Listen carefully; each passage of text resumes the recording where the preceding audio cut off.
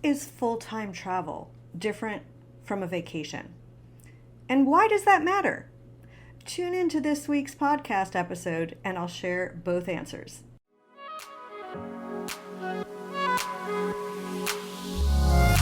Welcome to the How to Travel Full-Time podcast. I'm your host, Heather Markel. If you're dreaming of full-time travel or moving abroad, but stuck at the emotional, financial, and logistical challenges, this podcast is for you. I'll help you trade overwhelm for information that gets you from down and stuck to up and going. You can dream about the travel lifestyle, or you can live the travel lifestyle. If you're ready to live it, then let's jump in together.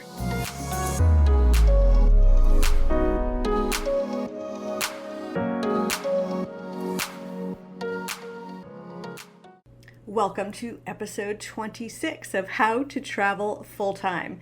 So today I thought I would expand on some key differences, 6 key differences between vacation travel and full-time travel. The reason that this is important is, one, those of you that are not yet traveling full-time, this will help set some of your expectations, and you may have fantasies or visions of what the lifestyle is like, so it will hopefully give you a little bit more perspective. And for any of you listening that may have already started but be at the beginning and you're kind of having some some adjustment going on, this episode might also give you some perspective on why you're having those thoughts and feelings. So the first big difference is the one you probably said, duh, right? It's the length of time, of course. So when you take vacation, typically you might go away for a few days, a week, 2 weeks, maybe if you are lucky to have lots of vacation, maybe you go for 3 weeks, but it is a small defined amount of time. When you travel full-time, it's up to you. You could be going away for a month. You could be going away for a sabbatical for 3 months, 6 months, an adult gap year, or longer. So you can see right there that the vacation is very limited and delimited, whereas full-time travel can be limited, but even with the limitations, it's probably by number of months rather than weeks. And it also means that you might be traveling indefinitely. So right as you're taking that in, right, the difference between, I'll just pop over to Paris for a week versus, I'll fly to Paris and then I have 3 more months. And will I stay there the whole time? You can start understanding there's different questions that come up, different feelings.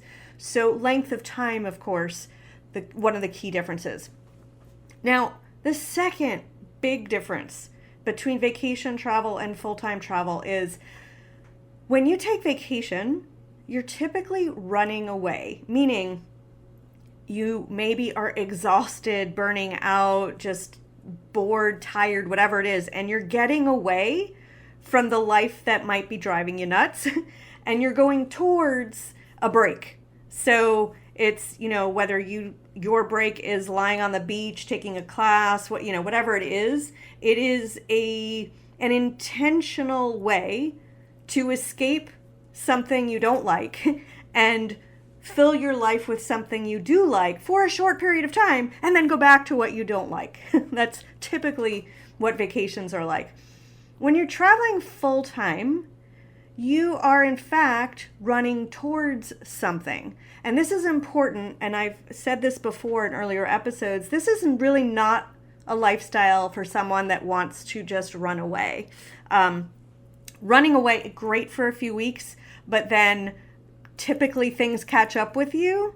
And and I've shared some of this experience in prior episodes, if you're not ready to really confront those things, then going back to your lifestyle that that you're not completely happy with, then allows you to not have to deal with all of that. So when you're traveling full time, you're typically running towards the feeling that you might be able to have a more meaningful life. You might be able to trade all of the kind of consumeristic economic lifestyle choices instead for something more healthy, more intentional. You might be in nature versus a city. There's so many, each of us is different in what we're looking for from this lifestyle, but it really is about seeking something fulfilling rather than running away. So that's a really important nuance between the two types of travel. A third big difference is shopping. So when you go on vacation and you go for, say, a week to 3 weeks, whatever it is, you're probably working in a job and you have reliable income for sure. And so you will shop, right? You're going to want to bring back as much of the experience as you can to, place that conch shell on your desk to remind you in those stressful moments to take a time out and think about that vacation you had on the beach. You're going to buy the dress. You're going to, maybe there's a cologne you found that you love, like whatever it is, right? Your shopping is just part of the experience and you probably don't even think about it. And souvenirs, maybe you're getting gifts for everybody. So, there's a lot of, you got to leave space for those things in your bag, and you aren't really watching your money as much. Whereas when you are traveling full time, you are much more focused on your budget, therefore, and also the size of your bag. So shopping and souvenirs look very different. So if you're staying within a budget, you're not going to be buying all the clothes and the trinkets that you are used to doing on vacation. And this may feel weird at first, right? I mean, I remember kind of being like, oh gosh, when I'm on vacation, I'll just take that and that and that and that. But when I'm traveling full time, I'm thinking, well, do I have room for it? Can I, is it heavy? So my decision making for buying things is very different in a full-time travel perspective than it was on a vacation perspective. And souvenirs for me now, I mean, I'm not bringing gifts back for everyone. I don't do that anymore. Maybe there's like one, bring something back for my mom or something, but mostly I don't. And if I do get a souvenir, at the moment, it's been like a bracelet that reminds me. I have a bunch of bracelets on my wrist and I know exactly which country they came from. And that's my reminder, along with photos of the time I spent there. A fourth big difference between these two methods of travel are the activities that you're going to do. So when you're on vacation, and again, probably with a reliably paying job, you are more likely to do paid tours and even expensive paid tours. And also your time is often about the sightseeing. So you're going to Paris and you want to make sure that you see every national monument there is, and then maybe find out about some off the beaten track kind of experiences, book those in advance, and really fill up all of your time with as much activity as you can, so that when you come back, you might need a vacation from your vacation, but also you feel like it was very full and you saw a lot and did a lot. When you're traveling full time, you're spending more time. So it will get too exhausting to just sightsee all day, every day. And also the lifestyle kind of lends itself to learning more about the culture, which is less about seeing the sights and more about possibly being bored, sitting at a cafe, watching people go by, striking up conversations with random passerby with no agenda and no need to rush off someplace. So it's a very different experience of a location when you're there to see all the sights as fast as you can versus not worrying about seeing all the sights and instead learning about the people, maybe the foods, like whatever it is that for you, represents learning about a culture and focusing on that.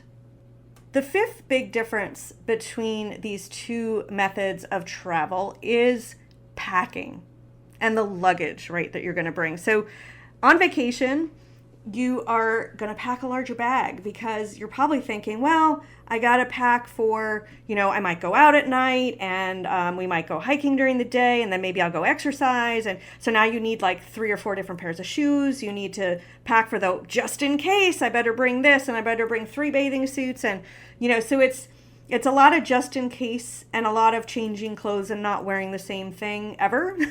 And larger bags to carry that in. And of course, since you're going to go shopping, you need space to be able to put all that shopping in your luggage. You might even bring a spare bag. When you're traveling full time, it looks very different. So we are worried about, as traveling, like we constantly have to think about the cost of checking a bag. Whether that, typically that's going to be on an airplane, but sometimes even when you take a train or a bus, sometimes they limit you to how many pieces you can take and even weight limits, depending where in the world you are. So we're very focused on that. And that means carrying smaller bags, which means we can't fit all that shopping in. That means, we're probably not going out to like nice dinners. And if we are, then as a woman, you're probably going to bring something that can be a dress and double up as something else. So, and we're wearing the same items over and over and over again. So you kind of pack a key wardrobe and you typically wear it out till it's got a hole in it, or you're just so sick of it you don't want to look at it again, and then you go to, say, a secondhand shop and you replace it and start over. So again, the types of things that you're packing is very different in the 2 different lifestyles, and the way you're going about wearing your clothing is also very different. The 6th and final difference between vacation travel and full-time travel that I'll cover for this episode is around appearance. So along with the packing is, how you show up. I know that when I was in corporate and traveling, so it was really important that I had my makeup. I would always want to dress up, especially if I were going out to dinner. And, how I looked was important to me. So I carried a lot of heavy things to make sure that I could obtain that look. When you travel full time, you start realizing, a lot of myself and other travelers realize that it doesn't matter how you look. I remember going into Costa Rica and there weren't any mirrors. And, wherever I was staying, I'm like, well, how am I supposed to put on my makeup? And then I started realizing, well, nobody here is wearing any makeup. And then I started realizing as I traveled more, putting on makeup is a pain in the butt. And these bags of makeup I'm carrying are really heavy. And so it's just an item that you may, as a woman, start to travel with your makeup. And I wouldn't be surprised if you end up throwing out the bag and just doing without it. The other thing is, when, I mentioned feeling like you want to dress up if you're on vacation, but when you're traveling full time, there are people that if you are kind of on a cruise, it might be different. You might want to have a nice something for a dinner on the cruise. But generally speaking, we're not really doing dressy things. And so it's a very casual wardrobe that, as I mentioned, we're wearing over and over and over again. So that makes the experience of appearance very different in the 2 lifestyles. So I hope that those differences give you a glimpse into how very different vacation travel and full-time travel are from each other, and some things to set your expectations. And if you like this podcast episode, as always, I would so appreciate it if you would give us a great rating. And I will catch you on the next episode. Have a great rest of your day. Bye-bye.